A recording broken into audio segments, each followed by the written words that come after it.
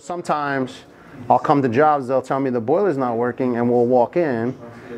And so you see, everything is, they make this dummy proof, okay?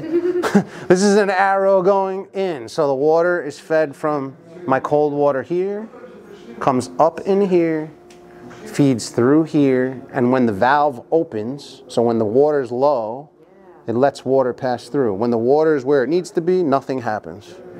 And then it passes back down to the boiler. I mean, this is all simple stuff. So the city also requires a backflow device. So basically, they don't want any of the domestic water contaminating the cold water for the building.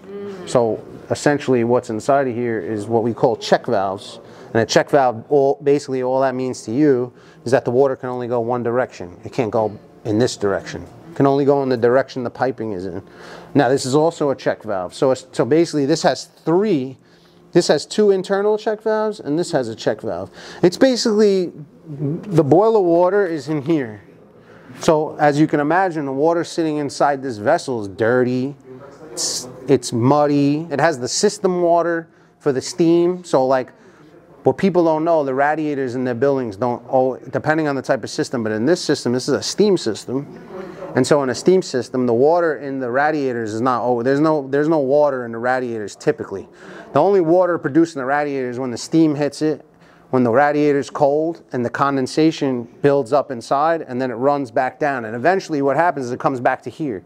So when the radiator's been off in the summertime, as an example, they build scale inside. So that first or second time the boiler's running for steam, it cleans, the steam basically cleans the insides of the radiator, and it brings all that dirty, nasty water back in here.